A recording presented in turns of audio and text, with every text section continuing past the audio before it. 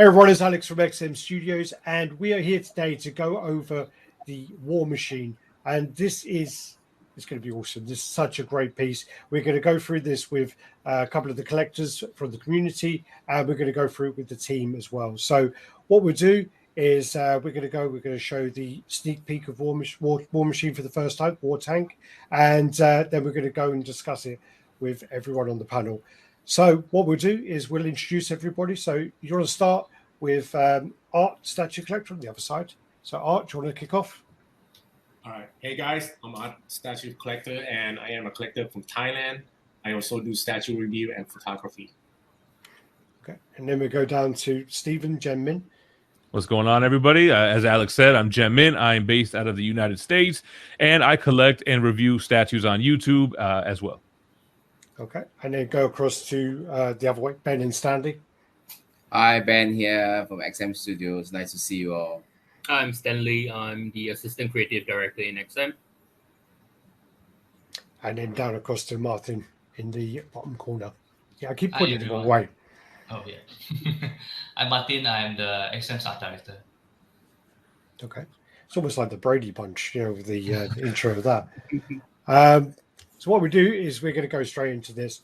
And obviously we haven't shown the video for this yet. This is going to be the first time that Stephen and Art have seen this.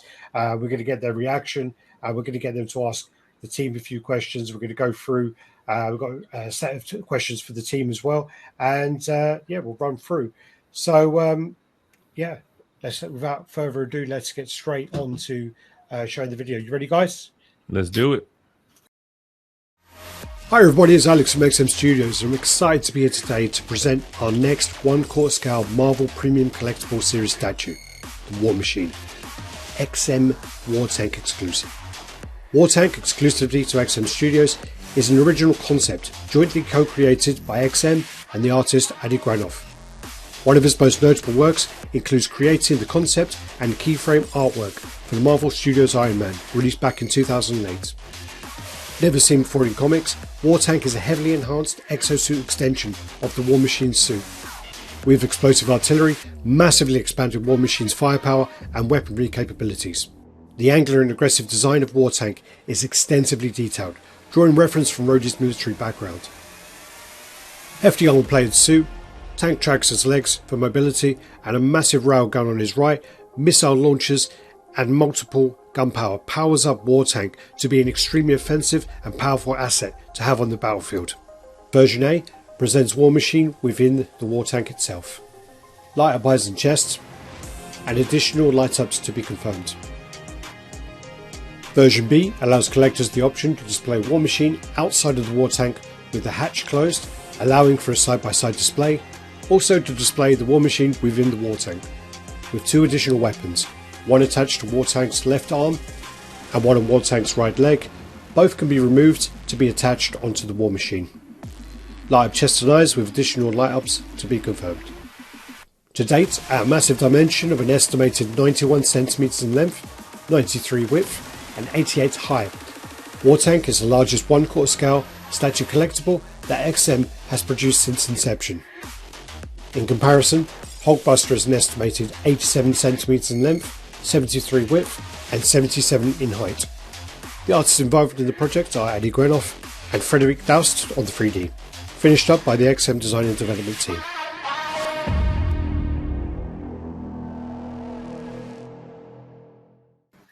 Yep, awesome. First time we've seen that. And we'll go straight on to Art. What do you think about the piece there?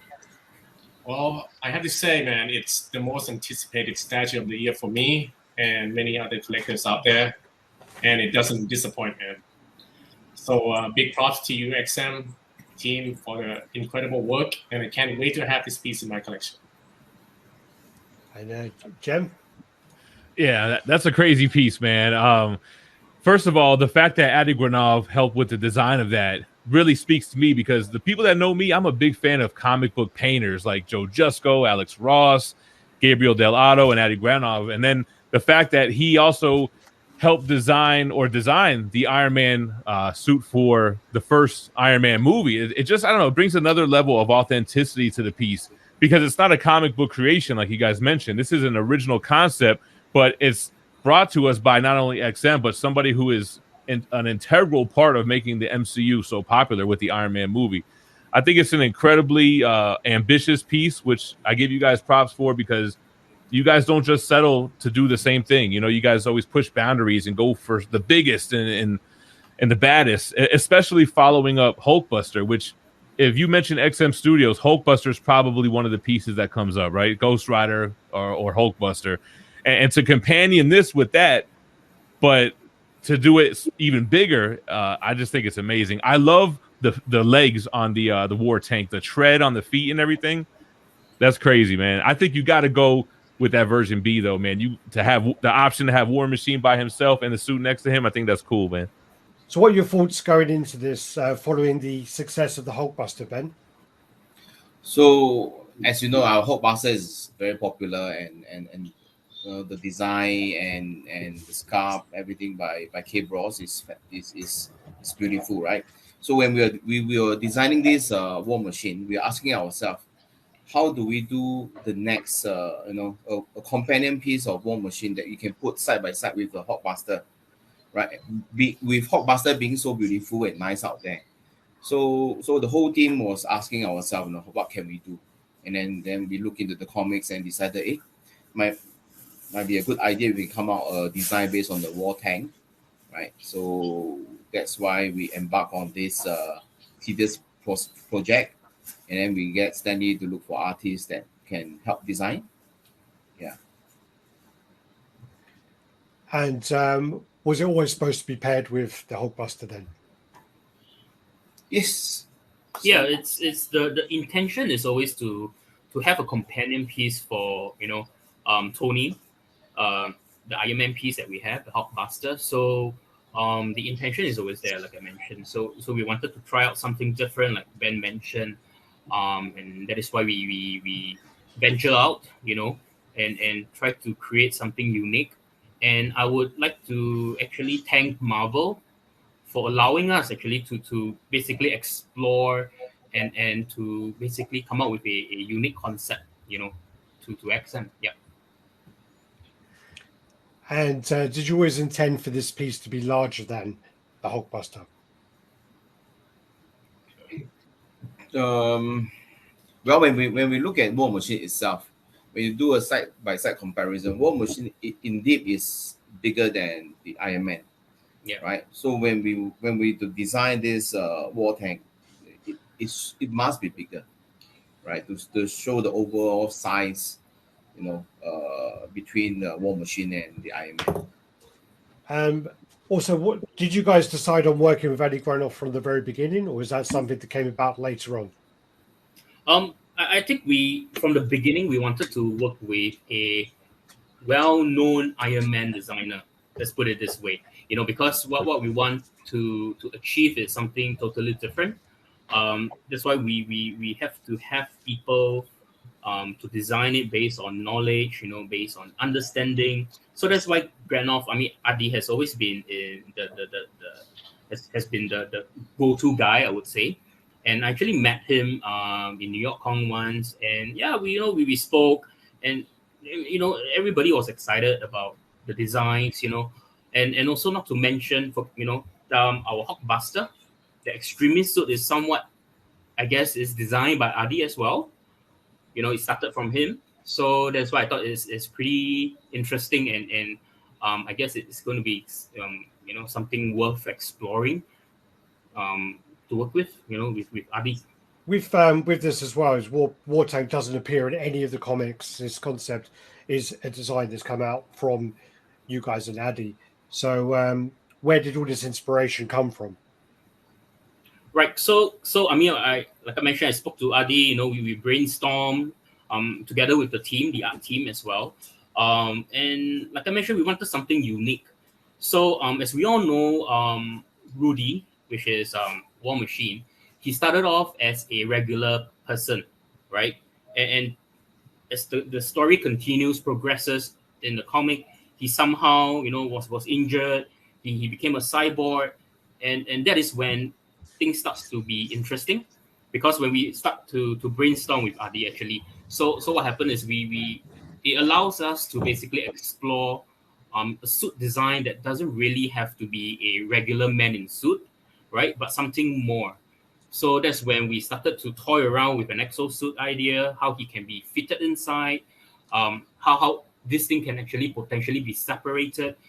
So things like this happen during the discussion that we have, and that's how we slowly form up this very cool idea of how War Tank, we name it aka War Tank because of the military background of Rudy, of War Machine. The original intention of War Machine is to basically be a Iron Man version that is heavily armored and weaponized, I would say. So this is actually kind of like an extension to Hulkbuster, a bigger version, stronger, meaner, more equipped with higher firepower version of that.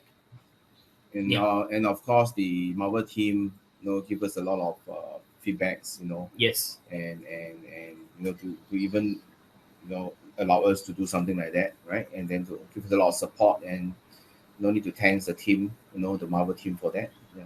To get Marvel to approve something that's not actually been in the comics. I mean, going on to obviously like Art as a collector and Stephen is a big, huge comic book fan as well. I mean, this is an idea that has come from XM and Adi Granov and not been in the comics. Do you think it actually fits in with the comics and fits in with the line as well, Jem? Yeah, I mean, I would have thought, when did I miss this comic? Because this is awesome. Like, it looks like it would be from the comics, and I wouldn't be surprised if you ended up seeing it in comics in the future. I think Marvel trusted you guys, and then with having Addy as well. I mean, how could they say no to something he came up with? And you guys have a great track record with the stuff you've produced already. So I totally thought that this could have been in a comic that I just didn't know about. So, yeah, it looks like it belongs there. And I mean, Art, is this something that you would have expected it to be? Obviously, you have the Hulkbuster, and is this like a sort of an element that you would expect to be merged with the War Machine? Yeah, definitely, man. And I was kind of surprised. I didn't know it was going to be this big, You need to build more custom cabinets out there. Yeah. Definitely need a custom display for this one. And is War Machine a character that you follow? Not that much, really. I mean, he was interesting, but not as much as the War Tank that you guys made here. Yeah. Yeah. I like Ben and Stanley's kind of like visualization for it, or what have you. Like, Hulkbuster is Iron Man's bigger, badder suit. Like, what would War Machine have? He would have a tank because he's a military guy, and it makes a lot of sense. And War Machine is bigger than Iron Man. Like you said, he's got the big cannon on his shoulder, so it would make sense that his bigger beast would be bigger than Iron Man. So that all makes a lot of sense, and I think that's why it came together so well, because it just makes sense. Yeah. No, I did. I always remember them from the Marvel versus Capcom games with the huge cannon comes out, and it's just like the special move. Yeah, it's absolutely ridiculous. Yeah, but also going over to the team again, going back to Stanley and Martin here. So we heard that this is now the largest 1/4 scale piece that XM has produced to date. Is it easier to incorporate all that detail when the piece is so big, or does that make it more challenging? Whoever wants to. So Stanley or Martin. We haven't heard from Martin, so yeah. Yeah, Martin. Yeah. I think he's through.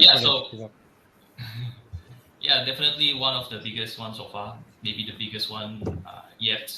So both challenges, and it's also fun as well because we get to put in a lot of things like small details, rivets, panels, panel lines, layering. So all those things we need to make sure that we follow Adi's very amazing concept, as well as filling in the smaller pieces with smaller parts with the details from real life, like because it's a tank, right? And sure. We want to make sure that it's reflecting how it looks like in real life with a touch of sci-fi or modernism.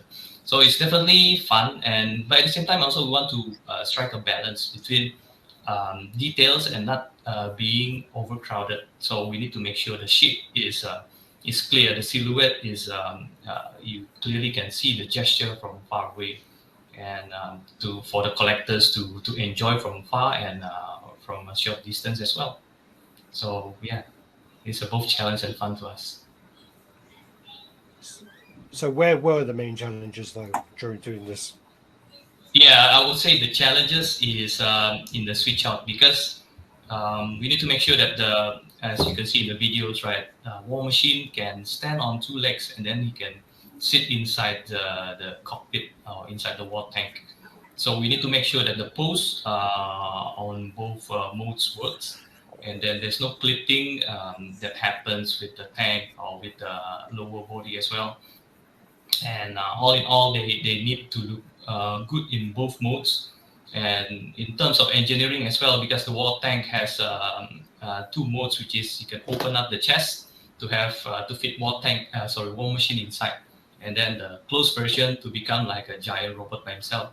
So this is a big challenge for the art team and the engineering team.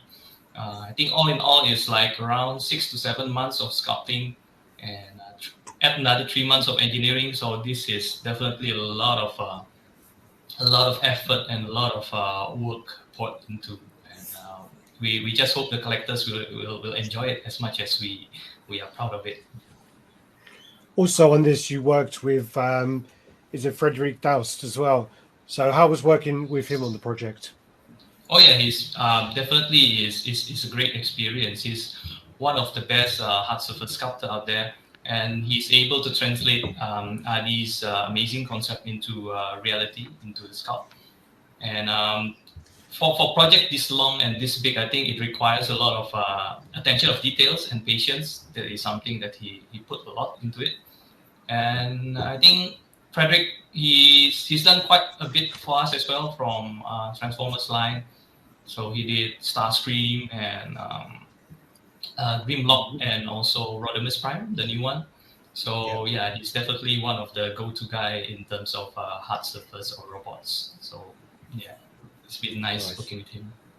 So what we'll do now is we're going to go over the actual images, going to go over them a bit more closely and go through this with the collectors, so with Art and Gem, just so that they can go through more details. And while we're doing that, we'll go through the different points about them. So before we do that, can I ask a question?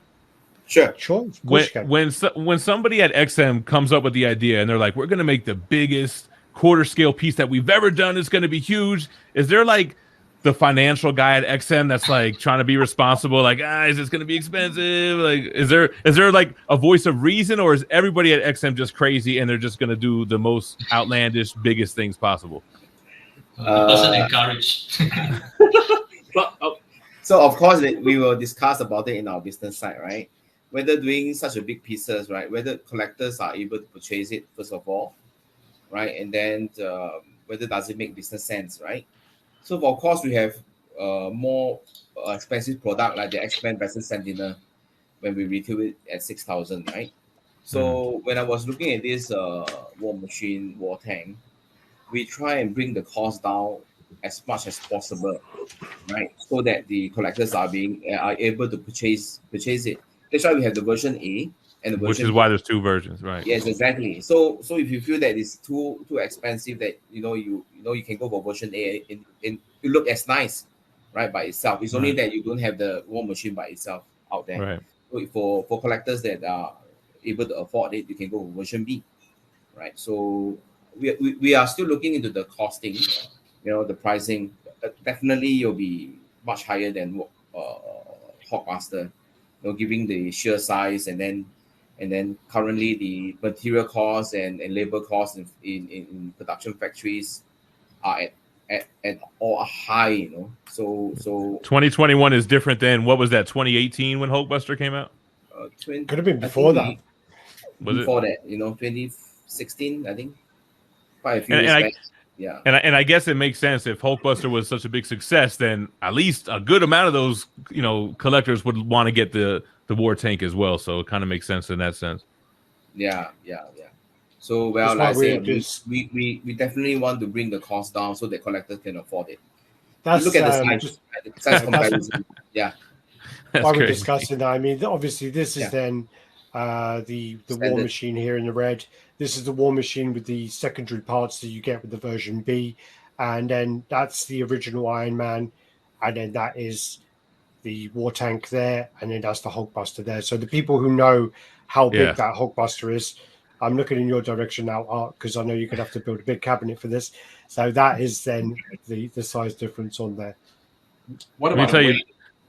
that Hulkbuster, you can't pick that up one person. Right. You have to No. eat two strong people, or you got to dismantle the whole thing. And even then, the base is hard for one person to maneuver. Yes, so yes. that I could imagine the War Tank how it dwarfs that almost. It makes it look small. So we'll go with the version A. We'll run through some of the images, and we'll run through the actual points of version A. So version A War Machine with the War Tank, light up chest and eyes. There's also going to look into a few other light ups and should see if they can get confirmed.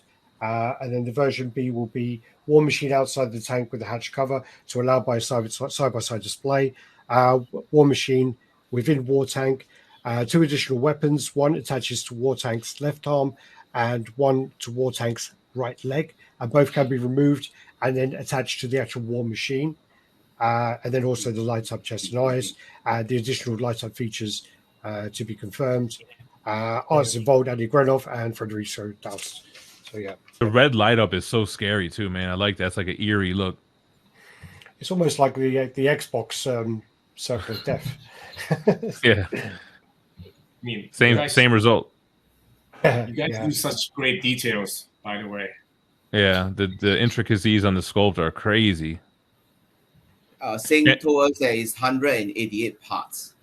188 parts. Yeah. What's scary about it too is that he's on wheels, so ideally he's probably pretty fast or pretty mobile at least, you know. So War Tank version B, that's all the extra parts you get there. The additional arm on the War Machine, additional armor piece to display over the hatch, additional weapon attached on War Machine, and the lower torso for War Machine as well. So that's all the extra parts you get with the version B. And, so on version B, it comes with like a cover for the War Tank. Then Yes. Yeah. cool. Yeah. So same as like with the Hulkbuster where he has the helmet, doesn't he, that goes over Right. that kind of thing. But with this one, it's the torso, and you get the legs as well. So you Cool. can display them separately, and then that's So do the legs, are they attached to a base, or I guess I don't know if that matters. Is it a separate piece, like the base, the legs, and then the top torso for War Machine? We haven't engineered it yet, so Okay. definitely it'll be a separate piece. Yeah. Okay. How long does it usually take for you guys to design a piece? It depends on the character. Sometimes, And how complex. Yeah. So Yeah. piece like War Tank, for example, takes slightly longer because there's a lot of back and forth and a lot of communication that is required, you know, and different time zone, for example. So it takes slightly longer, about a month or a month and a half. But some will come in really quickly, like a couple of weeks. We may have something up, but that is not the final design. Sometimes, you know, after that we do tweaks. I would say the design process is ongoing, you know, but at a certain point we will stop, and that's when Martin will take over.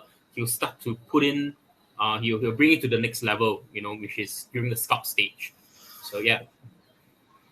I think for if I can add the the sculpting is usually lasts between 2 to 3 months, but because this War Tank especially is a special piece, so it's equal to 2 or more project in terms of sculpting time, and we have to make sure a lot of things is factored in, like the switch outs, the balance, the details, everything needs to go in together to make sure that this is the best possible result that we can deliver to everyone. So Yeah, when you have the machinery like the armor, it's not like you could just throw a texture over that and you're good to go. It's got to be all hand sculpted or digitally, but you have to go in there and do it. Not like, let's say Spider-Man 2099 is probably a lot easier to sculpt compared to this because you have Spidey, you put some textures on, you're good to go. But this is like very intricate.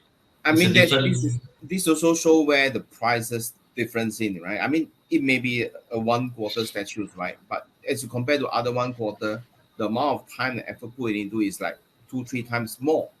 But collectors, when look at it, they will say, "Hey, this is 1/4 statue. You know, the price, why is so much difference?" But that's like, Right. so talking about the war tank, where you've got the extra parts, where for the version B, where you have the guns that go on, and then you can take them off and put them on the actual war machine as well. To engineer that is Yes, the engineer behind, right? The 3D. I mean, our sculptors need to look into whether is it able to produce something like that when they design it, right? Designing is designing, sculpting is sculpting, but are we able to produce it first of all? So there's a lot. It's very complex, you know, to design and produce the statues. It's not so simple like, you know, get an artist 3D, you know, get it done, throw to the factory, paint it out, and then you get the statues. And why are you charging so expensive?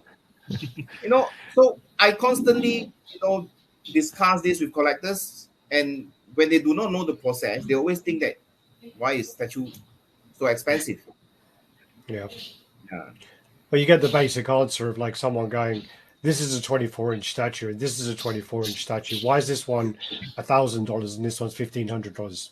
And that's the most basic argument you get a lot of the time, and it's been going on since I've been in the hobby anyway. So yeah. I mean, if you use a raising a paw in the square mold, you open it up. It's very, you know, it can be one verse skill. It's so cheap, right? But when there's so many complex part, you know, engineer behind it, you know, the different type of mold we need to use, the price will keep going up, right? And 188 parts. You think of how many molds you need to create that. Right, that's crazy.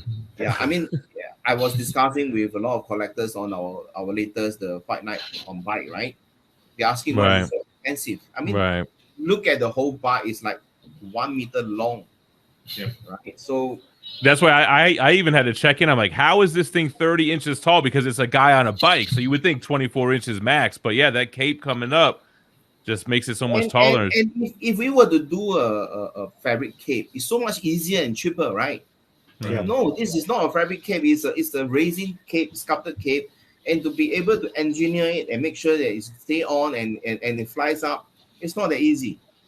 You know, the cape itself is really so huge. I have a question. It kind of relates to this piece, and it's a little bit more of a general XM question. Now, in the past, you guys would put up a statue for pre-order, and we'd be happy to see the statue within 9 months. But now it seems like you guys put out a piece, and you're like, all right, get ready. It's coming in 2 months or 3 months. What has changed? Have you guys gone into production before the pre-order so that it feels like less of a wait time, or have you guys just changed factories? I mean, is that something you can touch on? So basically, I mean, we have all the data, right, of all the pre-order, and we find that usually collectors might cancel their orders after waiting for a long time, and they start to complain about why is the waiting time so long. And for us in XM, we are always trying to cut down the process of the productions and to give collectors to reduce the waiting time. Everyone is eager to receive the piece. When they purchase it, I think the best is like when you buy it now, tomorrow I ship it, and the next day you got it. Right? That will be fantastic, right? But it's not that easy for us to really get it done in that way. So we actually streamline the whole process from designing to prototyping and then productions, and then we are able to bring the production time, I would say, to cut like from 1.5 years to 1 year, and now to 9 months, and now to 6 months, right? And some of the product, if like our previous Batman, Shugo, and Joker Orochi, right? We actually ship within 3 months. Wow, right? I know, that's crazy. Yeah, so yes, some collectors will complain, it's too fast. Some will say that it's good because their waiting time is lesser.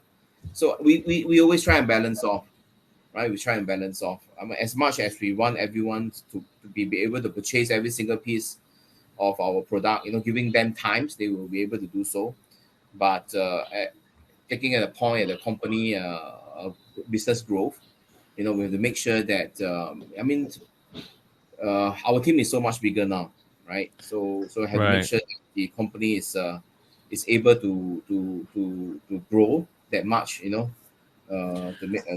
cover everyone. Yeah, I like that. I mean, I think it's a very business-minded decision, because I'll pre-order something, let's say an Avengers character.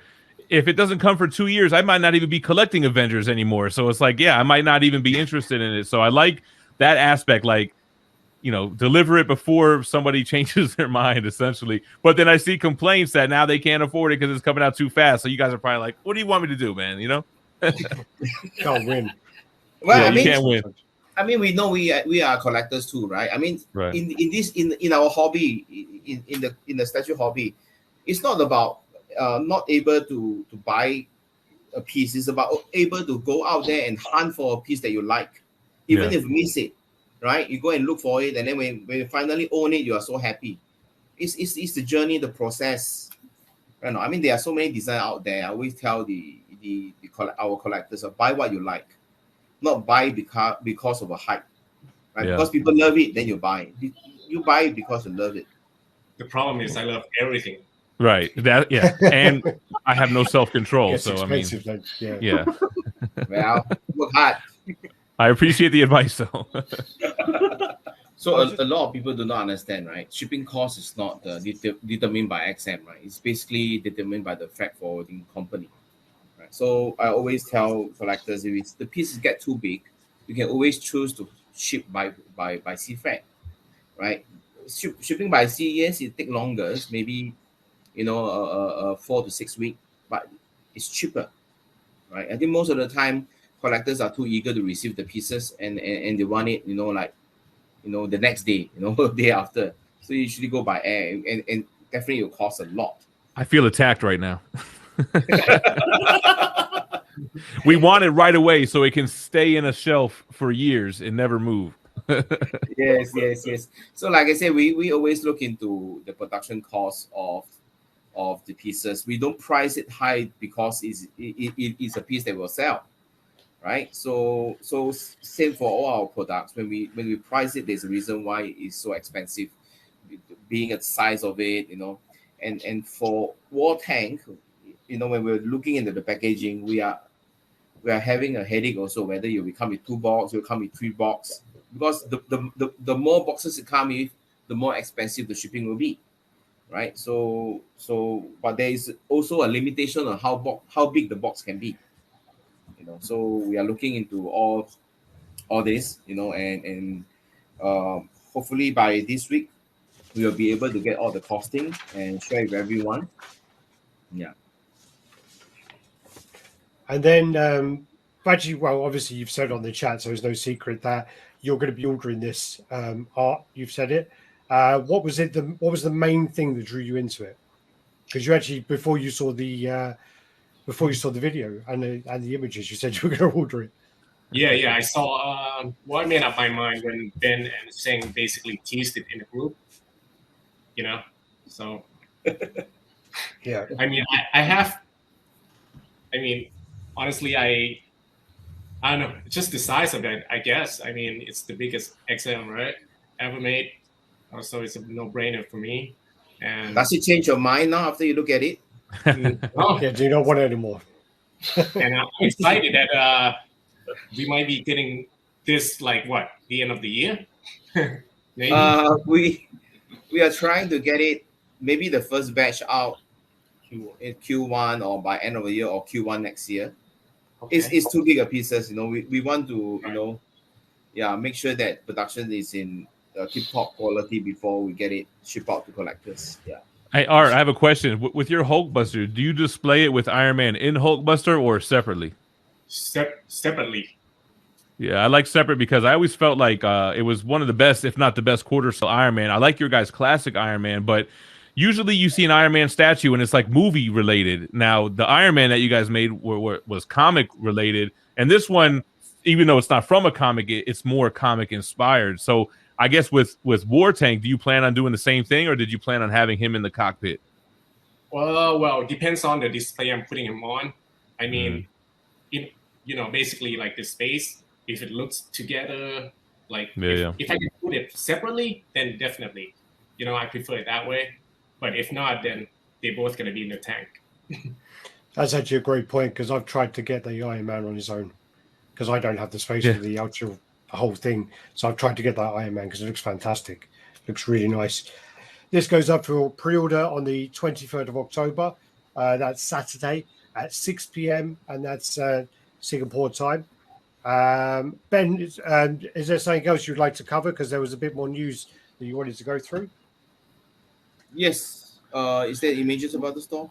Oh wow, nice.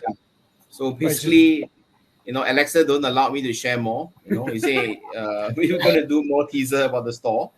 So basically, yes, we're building the gallery in Singapore, right? It's a 20,000 Wow. square feet space. It will be our new offices, a gallery, our retail space. Wow, congratulations. There's going to be a cafe inside, gelato bar, a gelato cafe inside, and then there's collectors corner. So yes, we are hoping that it can be done by first week of December. I'm busy. And we definitely going to share more of this with our collectors and fans. Show you more videos. Yeah, actually, we are doing a videos, right? The making of the store videos, and then I mean, we welcome you all, when you're in Singapore to I would love to, man. see the gallery. Like I always tell the collectors, right? I myself have not seen the whole collection of what we have produced so far, right? We have like maybe 200 over statues, right? We do have a space that we can display them. So this gallery, if you were to, when it's done, you come, you will be able to see every single piece of what we have produced. Wow. Yeah. That's awesome.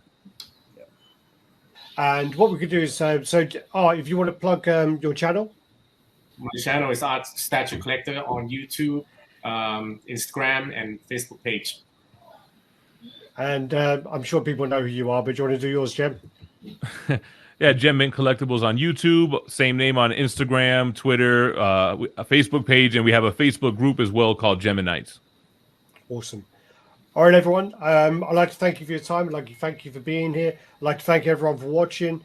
And do the usual like, comment, subscribe, share. Let us know what you think about the piece. Let us know what you like about it. Let us know your favorite parts. Let us know if you don't like anything about it. Let us know, and we'll see what we can do about it. But thanks, and always remember, everyone, happy collecting. So take care. Bye bye.